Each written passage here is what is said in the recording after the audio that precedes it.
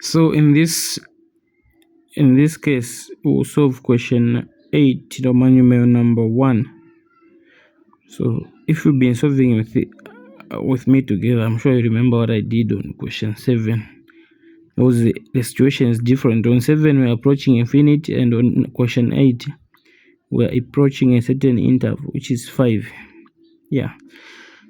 So let me rewrite this by saying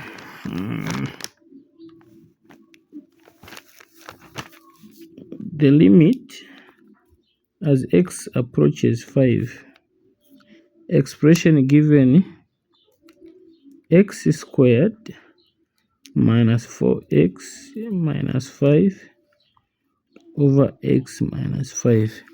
And as you know, the exam, we have limited hours, so must surely try by all means to look for the quickest way to solve the solution, the problem. X is 5. So we factor the top part. That's the easiest way I think you can go. The product is -5 and the sum is -4. So -5 multiplied by 1 is -5, and -5 plus 1 is -4. So I may say x squared minus 5x plus x minus 5 over x minus 5. So the limit as x approaches 5, it will be, if we factorize now, x, if you want to here you can go direct, but just for the sake, so this will be x minus 5 close plus 1 open x minus 5. This is a quadratic equation, so we have got 2 roots of this quadratic equation.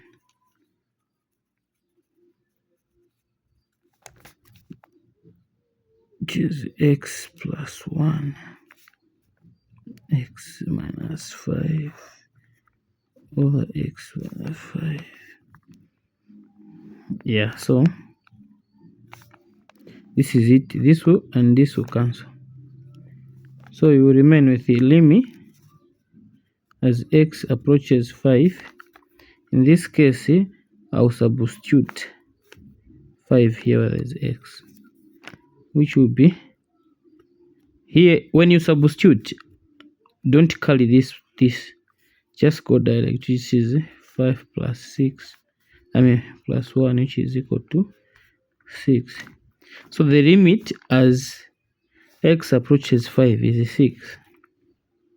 That's your limit. However, there are so many ways, which you can use to find your answer. One of which, let me just show you this way. So you say limit as x approaches 5, x squared minus 4x minus 5 x minus 5. So let's derivate both parts, the down and the top part. So limit as x approaches 5. Anyway, remember, you have to be very smart whenever you're writing for exams. So the limit in this case, it will be 2x minus 4 over 1.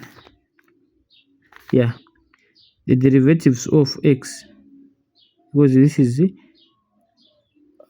to the power 1 minus 1, which is 0. X to the power 0 is 1. That's where this is coming from. So whenever you are derivating, you should know that the derivatives, the dy dx of c is equal to 0. That's why this 5 is 0. I didn't consider it. This is just more like 1 minus 0. And then this part also is 0. And then when you consider, say, the dy dx of x without any power, like this one, 4x, you see the coefficient itself, which is 4 in this case. Don't follow this 0. And I don't know how I could write it for you, but it's the coefficient. Whenever x is to the power 1, get a coefficient. That's your derivatives. So in this case, we have this. So this one is same as the limit x approaches 5. You replace where there is x as 5, of which you have 10 minus 4, which is equal to 6. So these answers, they're the same. So it depends with which approach you use.